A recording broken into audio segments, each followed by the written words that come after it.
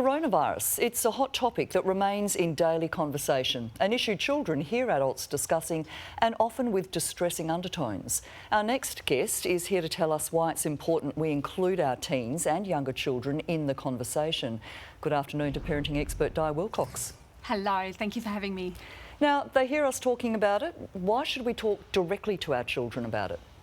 I think as adults we quite often make the mistake that we think our children are playing on a trampoline or in their video game or with other children, and we don't realise how much children are actually absorbing from the environment around them, and this can cause a lot of fear. And what happens is children think, well, if mum and dad don't want to talk to me about this issue, it must be something really big and scary, and so we actually elevate and increase the fear, whereas if we're open, we help children manage that anxiety.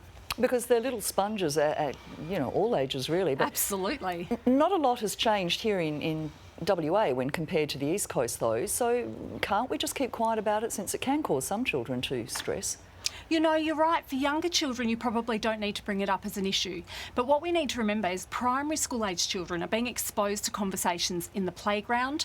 They're listening to the media, they're seeing things on the internet, and this is true for teens as well. And they're hearing some pretty scary statistics and stories. And what it does is it plants a seed in their head that can grow.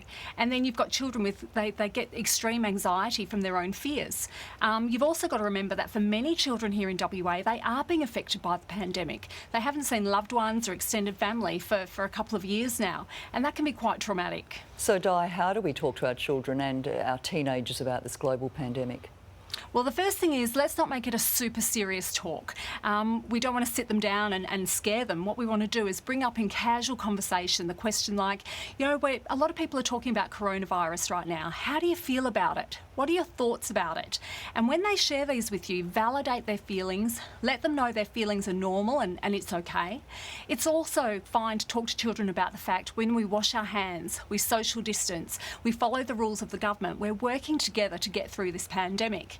And the other thing that I think is super important for children is to explain to them that over the ages, mankind has faced similar serious situations and we've got through it.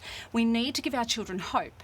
And as adults, we need to role model that positivity and that bright outlook and say, we've got a future to look forward to. Now, as parents of teenagers know, they don't like being told what to do. So how do you ask them how they're coping and how do you suggest they deal with it? You know, round the dinner table is a really good time to have family conversations about this. I'm a big advocate for turning off computers, turning off TVs, sitting around the table and having a family conversation, and I find that that's when you'll see most teens are prepared to open up. Di Wilcox, thank you for your time. Thanks for having me.